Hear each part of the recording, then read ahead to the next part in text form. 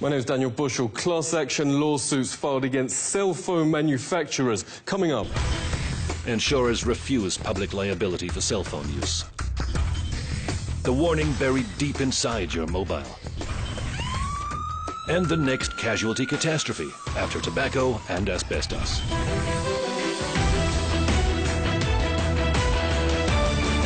I would hold my cell phone here, and the tumor was right there.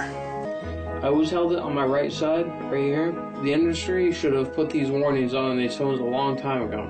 Professor Dariusz Leszczynski is one of the world's leading radiation biologists and brave. He knew phone manufacturers would try to end his career for printing groundbreaking research proving cell phones do cause biological damage. Professor Leszczynski joins us. Great to see you. How did the industry react? So far, I think I didn't experience any smear campaign. But in my case, it was just that the industry used the influence to prevent funding of my research projects. Studies like Professor Leszczynski's now allow top neurosurgeons to issue a stark cell phone warning. It's essentially cooking the brain. Ellie Marks' husband, Alan, suffered serious memory loss after years of using a mobile. At 2 a.m. one night, he had a massive seizure. Surgeons found a tumor the size of a golf ball right where he held the phone. Ellie, thank you so much for joining us. Why are you and so many others suing the industry? There's many, many, many others that are already deceased from this, that are dying from this, younger than my husband. There's some, some as young as 28 who are deceased, and their neurosurgeons actually told them that it was probably their cell phone use. We had about 20 cities and states that wanted to legislate as San Francisco had, and they were all threatened with lawsuits by this industry. This is a photo of Brett Bocook's brain. The top quarter responsible for body balance has had to be removed after surgeons found this vast tumor right where he held the phone. A US national rowing champion. Now he can barely move. Brett, great to speak to you. Tell us about the class action lawsuit against the phone industry. The only way you can really educate the public against big business is through lawsuits. That wasn't until the district attorneys in the United States sued and got involved and sued the cigarette industry that there was they had to pay millions and millions, hundreds of millions of dollars for public education as to the dangers of smoking. That's what's going to happen with cell phones. It's just unequivocal, categorical that these things cause cancer. And it's also, they don't want you to know that. This is on the same trajectory as smoking, because if you look at smoking in the 60s, they had doctors coming on TV and on print saying, hey, smoke Marlboro or smoke this brand because it's good for your cough. And see how well Camels agree with your throat. A Winston, America's best-selling, best-tasting filter cigarette. More dangerous for children because their schools are a lot thinner. At least you can't buy cigarettes unless you're 18, but you can go. A 5-year-old could go and buy a phone. Phone manufacturers' young children are targeted. There are now working cell phones even for babies. The Glow phone is for kids maybe 5 to 8, and the Fly phone is for tweens. Samantha Miller's funeral was on her 18th birthday. Phone use through childhood first gave her headaches, reports the Daily Mail, then the brain tumour that killed her. In the West, brain tumours have overtaken leukemia, notes Senator Lynn Allison, as the #1 child killer illness. But doctors warn that's the tip of the iceberg. Clinical studies find young men who keep phones in their pockets have much lower chances of producing offspring, while women often store them on their chest. I would just tuck it right in to my bra. Tiffany France got breast cancer aged just 21, right where since childhood she's stored her phone.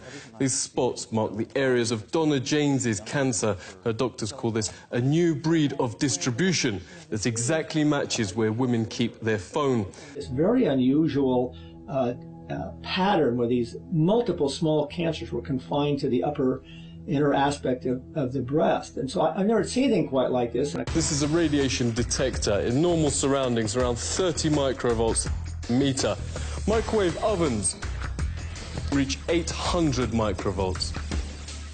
Wi-Fi routers use the same radiation technology. Loading a film on a tablet PC reaches 2,000. Some of the world's best-selling smartphones register over 1,000 times above normal levels. Insurers have in fact stopped covering cell phone manufacturers for public health. Insurance firms privately call cell phones the next public casualty catastrophe after asbestos and cigarettes. Phone manufacturers have now quietly inserted a legal disclaimer. On iPhones, you have to go to Settings, General, About. At the bottom, scroll down to Legal. And at the end, RF exposure, radio frequency exposure. Unlike most pages, the small print here can't be enlarged, but it reads, carry iPhone at least 10 millimeters away from your body. At the same time, the industry says all its studies show phones are perfectly safe. Radio waves from cellular phones are safe. Conflict of interest. Harvard ethics professor Lawrence Lessig calls industry-paid studies which consistently conclude phone radiation is harmless. Independent scientists, meanwhile, overwhelmingly find the most serious problems, from DNA damage, 3 times lower sperm counts, 290% more brain tumours, autism and birth defects. Former senior White House advisor and leading epidemiologist Dr. Devra Davis has testified to Senate on the subject. She joins us. Great to see you. How do you explain the completely opposite findings between industry and independent studies? Anytime there was independent research, what industry would do was 3 things. First, they would go attack the scientists who had done the studies. They would try to get them fired, they'd try to get their funding taken away, or they would fraud. Then when that didn't work, they hired other scientists who knew nothing about the field to do studies that looked like they were replicating the other studies, but they really weren't. And when all of those things failed, they wrote a memo in which they said, if the cellular industry done its job, we think we war-gamed the science. That's a quote. War-gamed the science. Now, science is not a matter of war, not a matter of games. We're deadly serious about our health and that of our children. Wargaming reveals this leaked Motorola email is industry-paid studies purely for reassuring the public. We have sufficiently wargamed the issue. Sting has exposed how easy it is to get phony studies in print. Posing as a serious scientist, John Bohannon sent in a paper full of schoolboy errors, offering payment for publication. Incredibly, more than half the journals in these countries all around the world published it, even lying to the public that the study had been peer-reviewed. Investigative journalist Anthony Gucciardi has broken numerous health scandals. Great to see you. Surely big business wouldn't fake studies to put millions of lives at risk. Do we have documented precedents? This is exactly like Eli Lilly, which in the 1980s knew that Prozac was leading to suicides and aggressive behavior, the exact opposite effect of what they wanted. They knew that in the 1980s after they conducted the research. They hid the research, and it wasn't exposed until 2005 from the BBC. But then they would have their corporate interests do studies and talk about how great it was.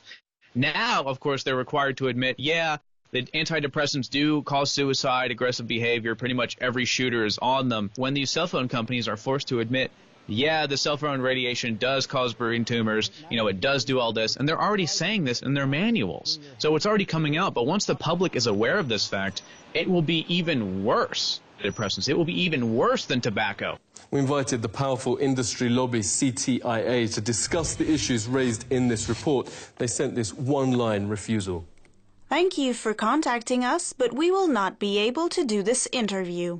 The industry's most respected journalist is Dr. Louis Slessin, editor of Microwave News since 1981. Louis, great to speak to you. There seems to be a parallel universe, what the industry says and everyone else. The whole system is broken. People are not being told the truth. It's crazy. It's easy to say we made a mistake on tobacco after we know that tobacco is killer. The point is to take action. Actions being taken outside the US. France is moving schools back from Wi-Fi to cabled internet. Countries from Germany to Israel and Finland are moving to stop cell phone sales to kids. But Obama just made industry chief lobbyist Thomas Wheeler head of the regulator itself, the FCC. A former administration official calls it another astonishing conflict of interest. So doctors who want parents at least informed of cell phone dangers to their kids say they aren't holding